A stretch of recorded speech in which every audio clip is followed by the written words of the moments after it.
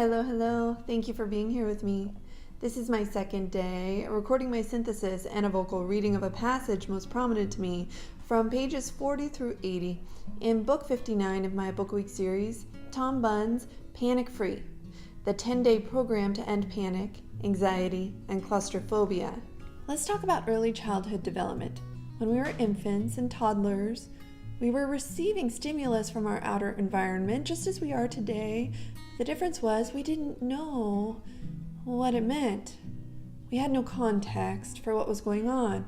And so we looked to our caregivers and their behavior and their responses to us in order to learn about everything that it meant. Our amygdala notices a change, a shift in the environment, and releases stress hormones in order that we will respond to that change, and the key is that it's a threat to our lives. Now, if our caregivers were reliably calm and supportive when we registered a change in our environment and expressed alarm about it, then we were able to shift toward calm, toward an understanding that we were safe in our environment. And if this happened repeatedly over time, then our capacity to change the direction of movement in our nervous system from alarm to calm was strengthened. As we adapted to the world around us, we developed an internal imprint that reflected our caregiver's response to our expression of alarm. Many did not receive an imprint that could reliably change direction from an expression of alarm and fear and panic to an understanding of safety. An individual who did not receive this imprint as a youth may frequently feel anxiety when his or her physiology registers change in the environment. And if his or her nervous system is unable to integrate an understanding of safety, this can accelerate into sensations of panic. What Tom Bunn teaches us in Panic Free is that this lack of imprint does not need to remain so. If we do not have the internal imprint that allows us ease in changing direction from sensations of alarm, anxiety, and or panic to sensations of calm, peace, and safety, then we can work with our nervous systems to develop that imprint now. Page 71. Healthy regulation of arousal is dependent on a well-developed system that can override the effects of stress hormones both when we are alone and when we are with people who are not attuned or are not offering helpful signals. The internal replica system consists of working models of relationships with people who are important to us. Each replica represents our interactions with one person. Depending on the qualities of the relationship, the internal replica stabilizes or destabilizes us as it is dynamically overlaid onto the present situation. The most important replica is a model of the relationship with the person's primary caregiver. The replica of the relationship includes encoded memories of the process by which your caregiver calmed you when you were a young child.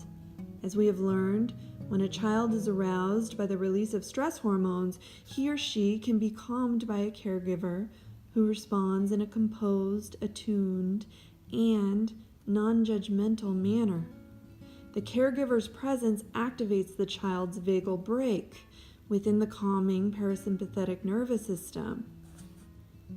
If arousal is consistently met with this response, a replica of the caregiver's calming response is built into the child's neural programming. It allows the caregiver to be psychologically present, that is, actively calming the child through the code embedded in the replica, even when the caregiver is not physically present. The system continues to stabilize or destabilize the person emotionally as an adult, even when the caregiver is no longer alive. And here I'm skipping over to page 74 to read a concluding passage here For our internal replica system to calm us unconsciously, it requires only one person.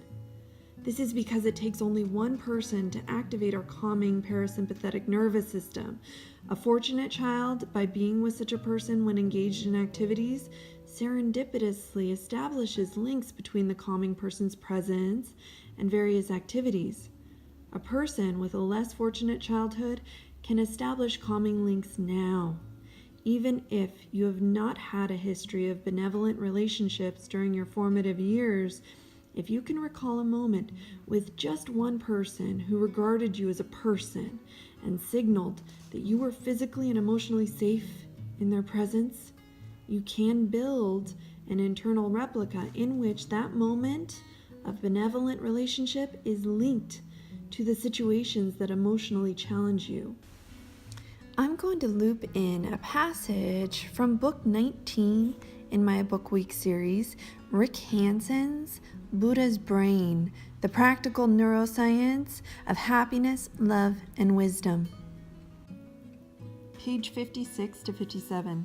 The amygdala helps form implicit memories, traces of past experiences that exist beneath conscious awareness. As it becomes more sensitized, it increasingly shades those residues with fear, thus intensifying trait anxiety, ongoing anxiety regardless of the situation. Meanwhile, frequent sympathetic nervous system and hypothalamic pituitary adrenal axis activation, which is the activation of release of stress hormones, wears down the hippocampus, which is vital for forming explicit memories, clear records of what actually happened. Cortisol and related glucocorticoid hormones both weaken existing synaptic connections in the hippocampus and inhibit the formation of new ones. Further, the hippocampus is one of the few regions in the human brain that can actually grow new neurons.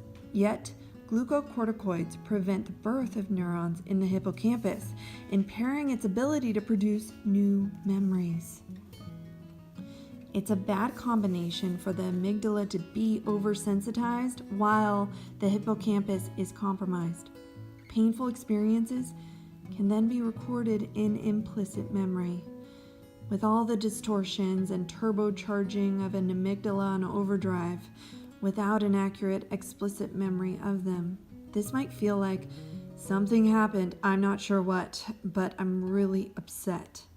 This may help explain why victims of trauma can feel dissociated from the awful things they experienced, yet be very reactive to any trigger that reminds them unconsciously of what once occurred.